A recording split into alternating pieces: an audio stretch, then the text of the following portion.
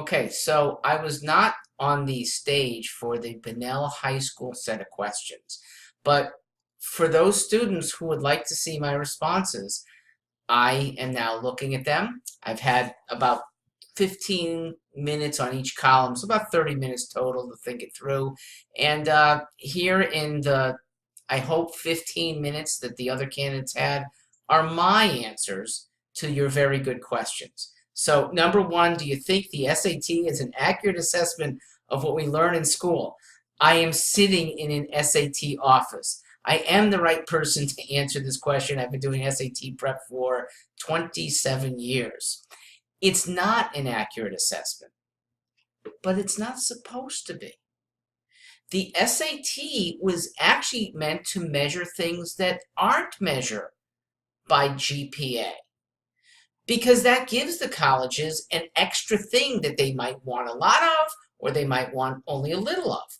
The new SAT, established in 2016, really tends to coincide with what's meant to be taught in school, and some schools do it well and some schools don't. I like the older way, and I think there's a value to a standard, the standard that says we appreciate how you reason through things on verbal, how you understand things on reading. We appreciate how you reason through math that you might not have seen before. That's an element of resourcefulness that I think colleges deserve to see. And they do deserve a standard, because in the absence of an SAT, what do you have? Competing GPAs. Some schools are easy. Some schools are really rigorous. Some schools, they don't even give grades. You can't tell. Some kids are homeschooled. When you have a standard that every student at this school can access to better herself or himself on, I think it's very fair. All right, next was, what are your views on Common Core, and what's your course of action in either adding or aiding or removing them? Standards, once again, are good. We don't need a national exam, though, for Common Core. As long as there's decent standards community by community, that's fine. Now, you also don't need a convoluted bureaucracy to figure out whether kids are learning or not learning. So this is why I dislike Common Core. It is top-down education when we need bottom-up education. Your teachers at this school can be very effective. I bet few of them like teaching to Common Core. And why would they? They ask, or they give these crazy ways to, let's figure out how to subtract 13 from 30. And there's something about matching up with 10s and the 3 and the 7, and they make you go through this damn exercise. It's 17, okay? You don't need Common Core math to do basic subtraction, so I would junk it. Next, Connecticut is one of the worst education gaps in the country, largely because our low-income students perform in the bottom third of the nation. What would you do to solve this issue?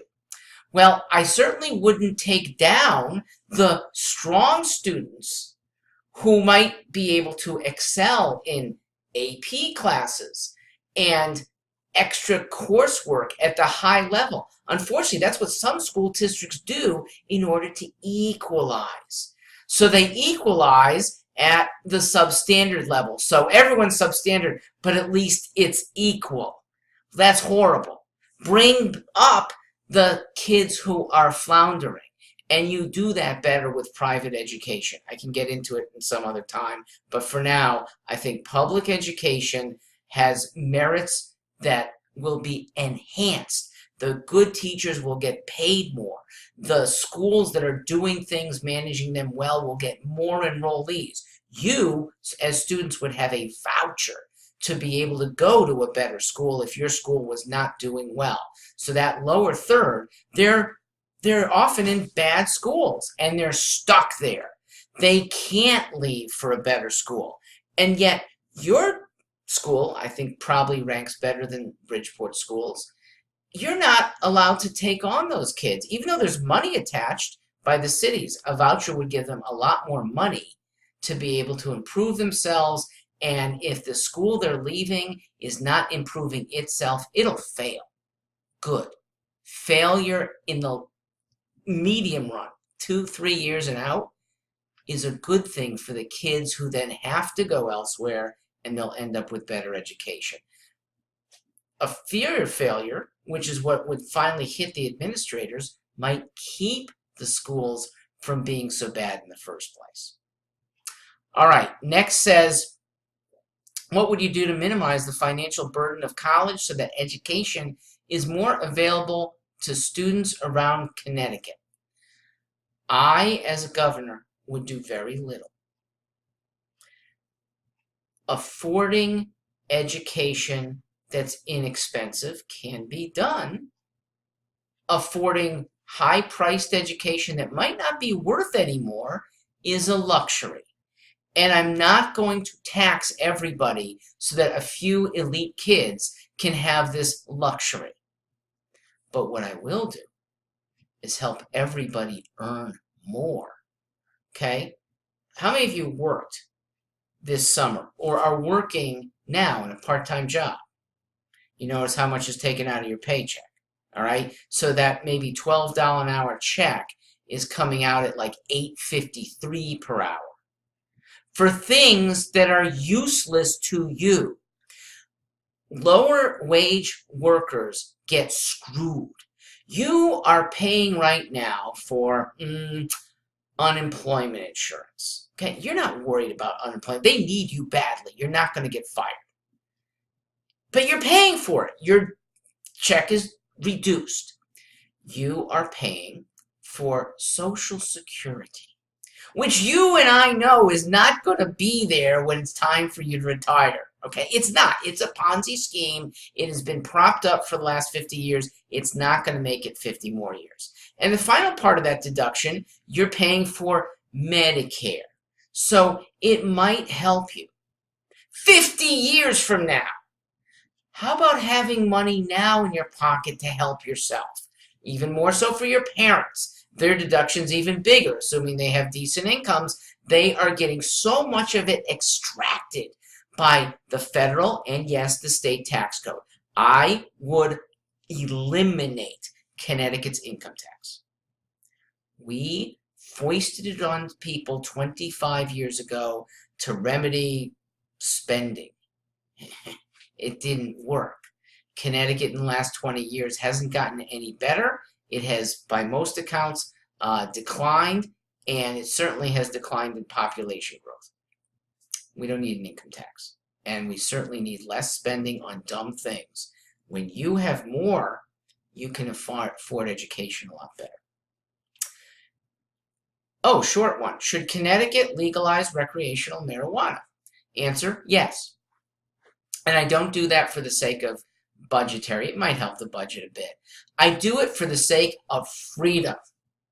You, adults anyway, should be free to do to yourself and for yourself, because there are a lot of good things that can come of recreational drugs. You should be able to do it on your own volition. And it's despicable that some legislators who might have done dope themselves 30 years ago are saying you can't do that, and worse, they're jailing people for selling small amounts of marijuana.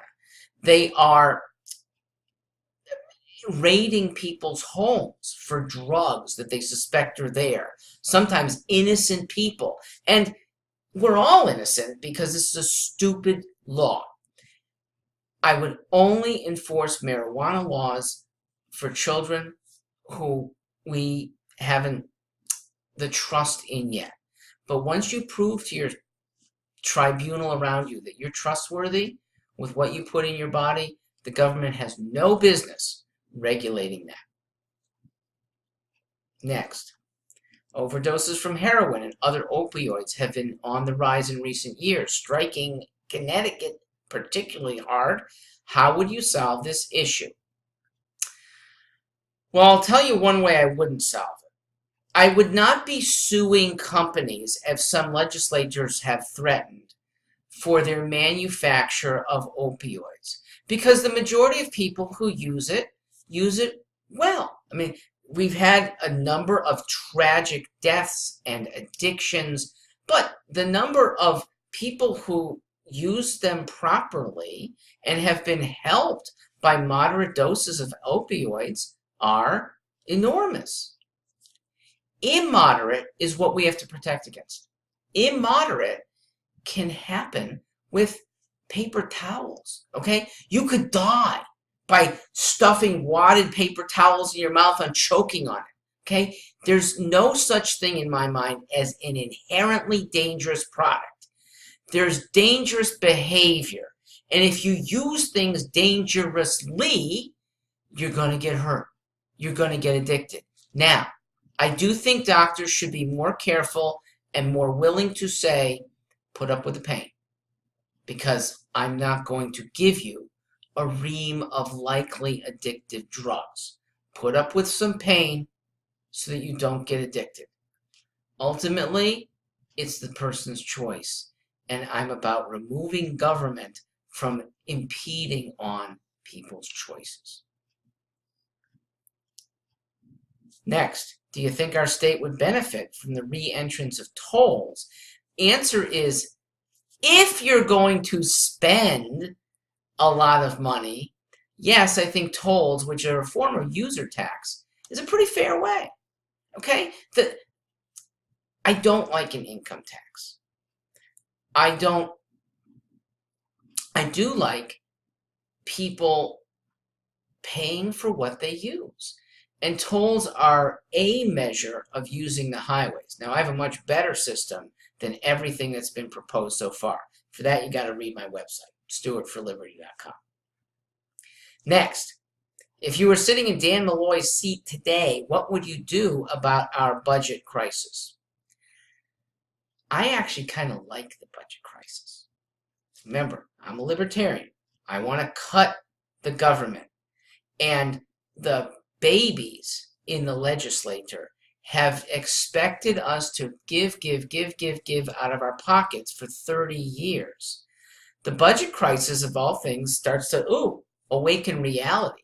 Reality that an 8th grader could have calculated, and surely those legislators over the last couple decades, they knew what they were getting younger generations into. They didn't care. Now this crisis forces them to care and be on the lookout for what we really can afford to spend. That's relatively good. And the fact that there's an impasse, I mean, it does say that Republicans who have been steadfast, they're sticking to their guns. They're acting on principle rather than just getting along. I actually think that's a good thing. The Democrats who haven't moved, they're acting on principle. Now, I think they're wayward principle, okay?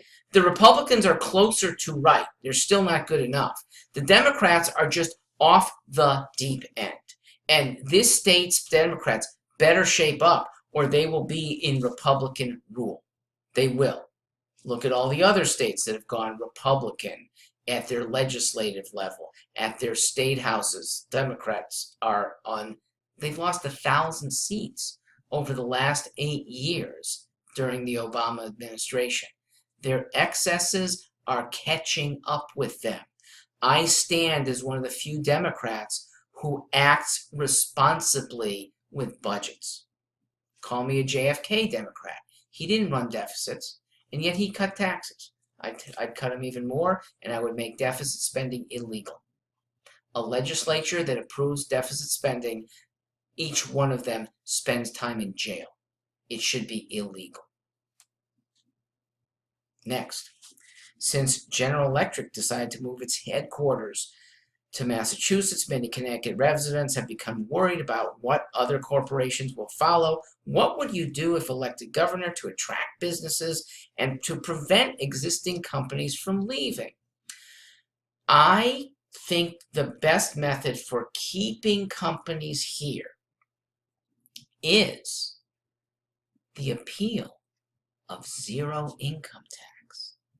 The appeal of so many things that, but for government, we do really well. we have highly educated people. Okay, this is one of the smartest states when they do rankings. We have a fairly low unemployment rate. People are productive here. And what's gotten in the way is bad government. So the more we remove bad government, the more we remove taxes, the more appealing we are. Now, I would use the state to lure a few things. I would like to have a cybercrime institute. I would like the University of Connecticut to mostly transform itself, maybe have multiple branches. Hey, there's a campus available at the former grounds of GE in Stanford. That could be one site for getting bright people educated to combat cyber criminals, or even to help the federal government combat cyber warfare that could be exercised against us. We need that protection. And by golly, we haven't been putting criminals in their place. We don't go after them enough. Oh, we feel almost like it's a joke when some older person buys into, help my poor relative from Ghana. Okay, you get that that's a problem, but some poor person parted with money to some Eastern European trash, and we don't go after that person. I will. Okay, I will, if they come into our jurisdiction, string him up, but I will also try to prevent him by looking out and reporting things that seem suspicious, going up the criminal food chain, and that get the bigwig guys behind bars. What cost paid by the state of Connecticut would you cut in order to normalize our state's budget? Well, a lot of things. Because, folks, here's the principle. Nothing is done by government that can't be done better privately. Let me give you the epitome of state care for people who can't care well for themselves. That's called whiting. You know what's happened there? Okay, some poor patient who had been confined, had been beaten, spit on, semi-tortured, with knowledge from people in authority. It's a state hospital, and these people couldn't help themselves to beating up on this guy. Whatever the guy did, he doesn't deserve it. This doesn't happen in private practice, okay? It might happen in a short amount of time, and the supervisor gets on him, and he's done. How this happens under state government? Because the state is not responsible to market forces. Whiting can't lose customers, whereas private clinics, if they did anything close to that, could lose customers. Let me apply it to the federal level. Federal health care. People cite the beauties of Obamacare. It's helping people. It's not. And in the process, it's putting more responsibilities with bureaucrats once again. So, to answer some people's questions, well, can't we just do it better within the bureaucracy? Okay, you want better? You get single-payer health care. Everything is in one group's hands, and we sort of have that now. It's called the VA, where people have died because of a malignant lack of care and horrible supervision by the federal government. Two more. What would you do to improve infrastructure in the state of Connecticut? I want more infrastructure. And here's how we get it for the same budget. You privatize that too. We have ridiculous union contracts that force high expenses for projects that shouldn't cost that much. Why on the Merritt Parkway?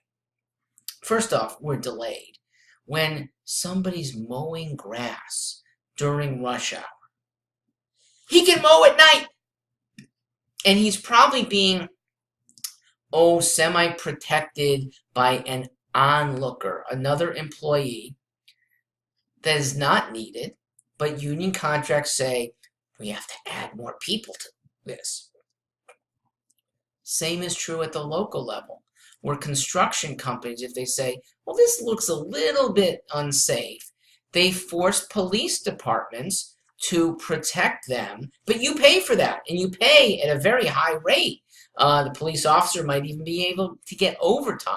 No matter what, the police officer is a highly paid guy.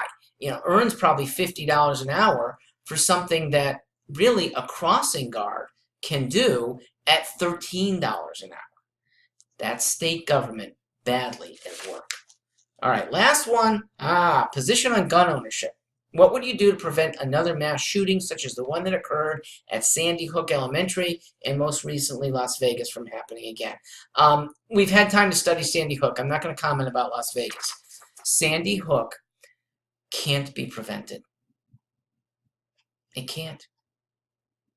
But we could minimize by a mental health awareness among people who are acting badly, writing bad things. There's an element of, if you see something, say something. This is a message in all the New York City subways. We should apply that here, because the best protectors aren't going to be the police. They can't get there on time.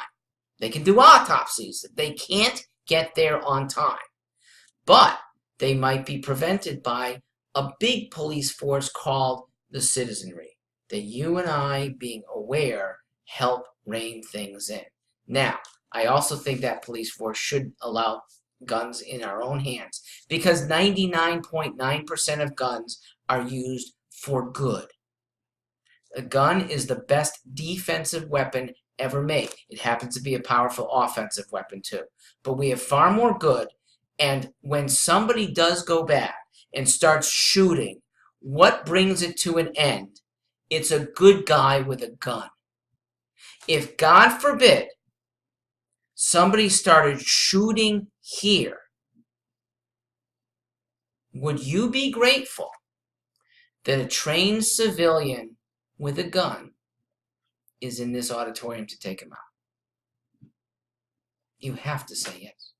You have to. All right, with that, thank you very much.